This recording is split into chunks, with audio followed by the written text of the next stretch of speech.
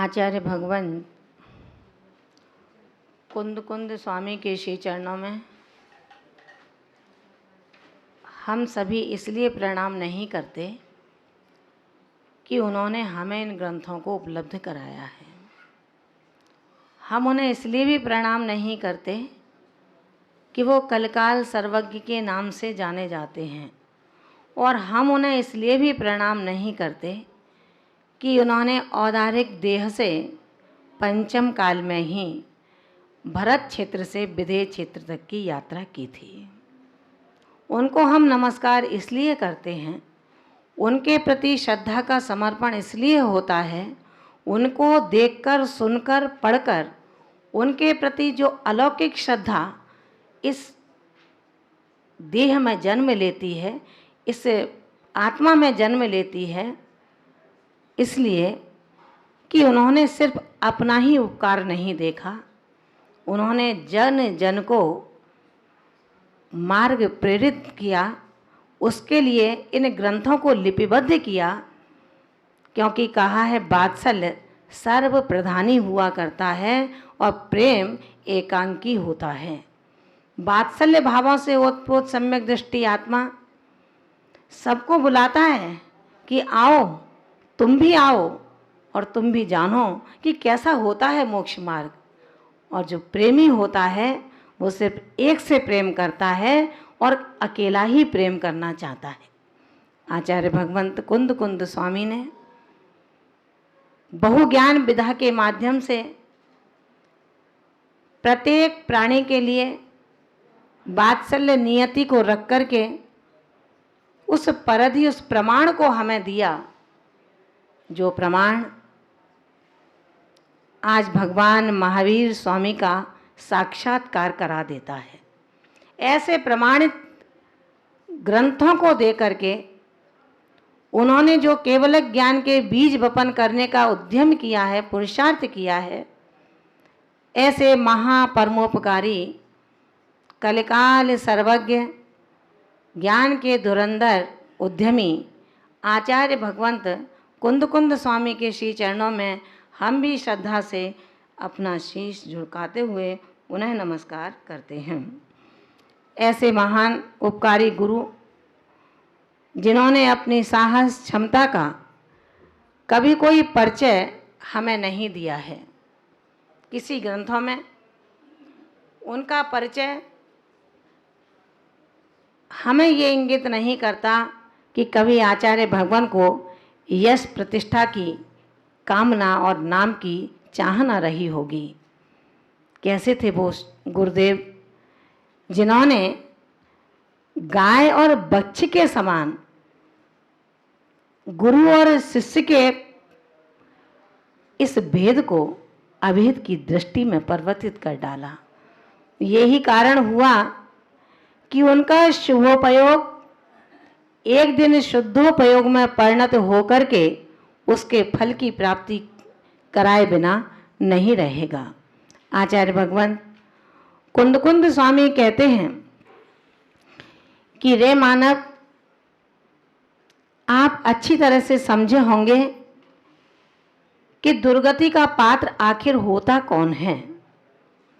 तमाम ग्रंथों को पढ़ने से कोई औचित्य नहीं है, बल्कि हम एक ग्रंथ का एक अंश भी अपने जीवन में उतार करके उसके आचरण के ग्राही बन जाएं। आचार्य भगवंत कहते हैं, कल तक की 39 कारिकाओं में आपने ये समझ लिया कि कैसा होता है श्रावक का धर्म, श्रावक का कर्तव्य, श्रावक की औपचारिकताएं और श्रावक के अपने निजी आवश्यक। इन सबको समझने के बाद फिर भी यदि मिथ्या का आवरण न हट पाया, सम्यक श्रद्धा का जन्म नहीं हो पाया, समदर्शी नहीं बन पाए, ज्ञान के नयनों को हम खोल न पाए, तो आचार्य भगवंत कहते हैं ऐसा वही जीव हो सकता है जो हेय और उपादेय को नहीं जान पाया है, जो हेय उपादेय से रहित है। क्या हेय माने छोड़ने योग्य है उपादेय माने ग्रहण करने योग्य है। जिसने यही नहीं समझा कि मैं क्या ग्रहण करूं और किसको छोड़ दूं, किससे जुड़ जाऊं और किसको तोड़ दूं, जब ये विवेक बुद्धि ही जागृत ना हो पाई तो आचार्य भगवंत कहते हैं, रे भावी ज्ञानी, जब तू भव्य है तो तेरी भव्यता कभी ना कभी तो जगेगी, ये निश्चित है। लेकिन क्यों देर करता है? जब थाली रखी हुई है तैयार, जोरों से भूख भी लग रही है, पेट पर हाथ फेरता है, आकुल व्याकुल होता है, तो कसायों को छोड़ करके क्यों नहीं भोजन कर लेता? अगर देर से थाली आई तो कसायों का उद्भवन हो गया। अब माँ भोजन रखती है, बार बार कहती है कि बेटा कोई बात नहीं, कल से ध्यान रखूंगी, आज खा ले। लेकिन कसायों के कारण, अहंकार के कारण झुक नहीं पाता, अपने अकड़ में इतना अकड़ जाता है कि भोजन की थाली रखते हुए भी, रहते हुए भी भूख की पीड़ा को सहन करता है। ठीक इसी प्रकार आचार्य भगवंत कहते हैं कि रे मुमुक्षु शावक, तेरी इच्छा भी है कि मैं मोक्ष को प्राप्त करूं, तेरी भावना भी है कि मैं पाप से बचूं, नहीं चाहता कि मेरे दुराचरण में कदम आगे बढ़ें, तू नहीं चाहता मैं दंभी और ईर्ष्यालु बनूं। तेरी भावना होती है कि जब मेरी आंख खुले तो मेरे लबों पर सिर्फ पंच परमिष्टि का उच्चारण ही हो, जब मेरी नेत्र खुलें तो मेरे सामने मेरे गुरु के दर्शन हों।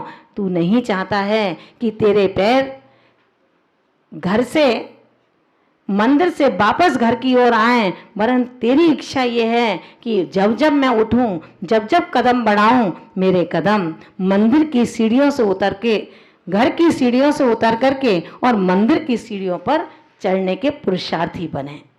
जब इतना चाहता है तो अपने ग्रहण और त्याग की परिणति को क्यों नहीं नापता? आचार्य भगवंत 40वीं कारिका में हमें बताने चल रहे हैं, हेयोपादेय से रहित जीव मिथ्या दृष्टि होता है। न बिजाड़ दे कज्जम कज्जम सेयम सेयम पुण्य पावमहि,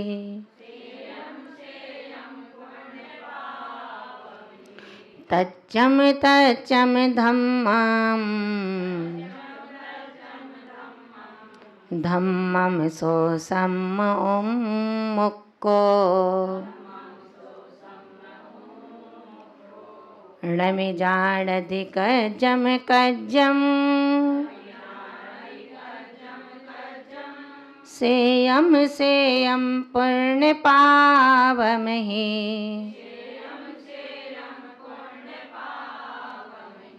तच्चम तच्चम धम्मम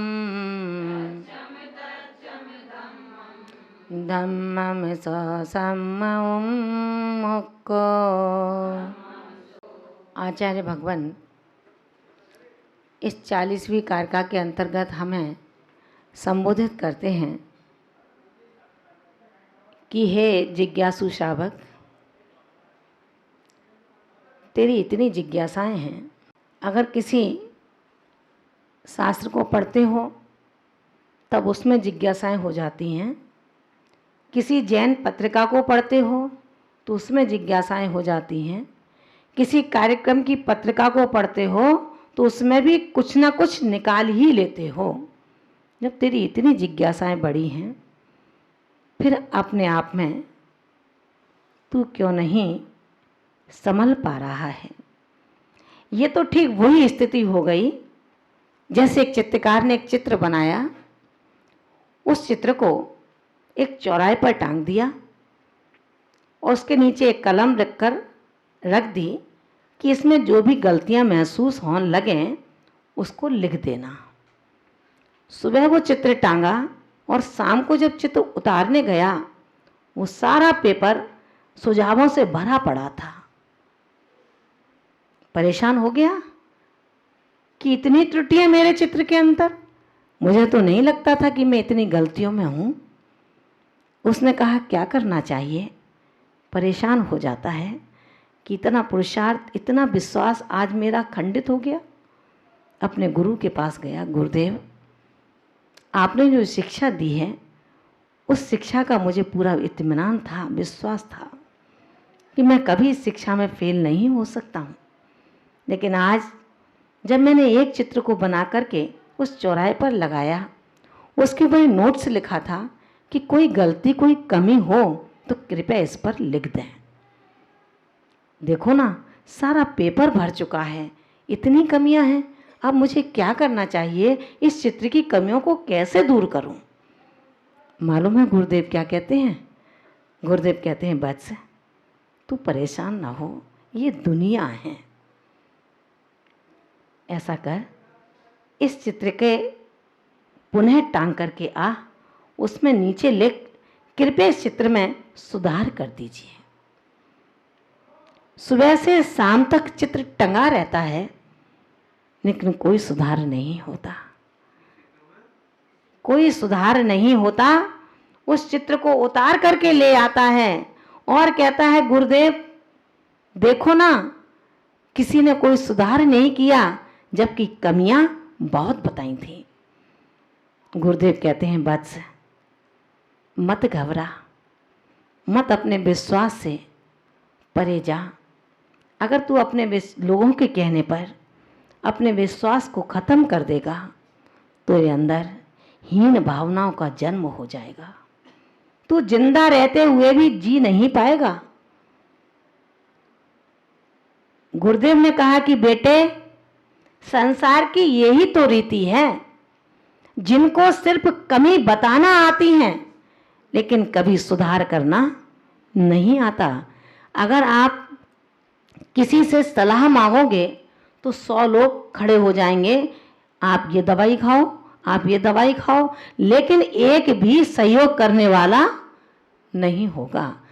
आचार्य भगवंत कहते हैं, कभी अपने मित्रों से कह करके देखना कि भाई कोई सलाह बताओ कि कैसे सुखी रहूं। वो तमाम लोग तुम्हें अपनी अपनी बातें बताएंगे। अगर उनसे कहोगे मुझे कोई सहयोग दो आकर के, तो एक नाम भी नहीं आएगा। आचार्य भगवंत कहते हैं, तू किसके लिए करता है? उन्होंने कहा कि इतना उपदेशक बन गया, इतना बड़ा प्रकांड विद्वान बन गया, इतनी जिज्ञासाओं का भंडार तेरे अंदर है, उसके बावजूद भी कज्जम कज्जम, कज्ज मकज्जम, कज्ज माने कार्य और अकार्य, कर्तव्य और अकर्तव्य, सेम असेम, सेम माने कल्याण, असेम माने अकल्याण, पूर्णम पावम, पुण्य पाप, तच्च मच्चम, तच्च मतलब तत्व और अतत्व, धम्मम धम्मम, धर्म अधर्म को। यानी कि जो मुमुक्षु, जो श्रावक, जो जिज्ञासु कार्य अकार्य को, कल्याण अकल्याण को, पुण्य और पाप को, तत्व और अतत्व को, धर्म और अधर्म को न भी नहीं जानती, नहीं जानता है, सो माने वह, ही माने निश्चय से, सम्मो उन्मुख को, सम्यक से रहित है। समझ में आ गया? क्या समझ में आया? क्या कार्य हैं हमारे और क्या अकार्य हैं, समझते हैं क्या अपन अच्छे से?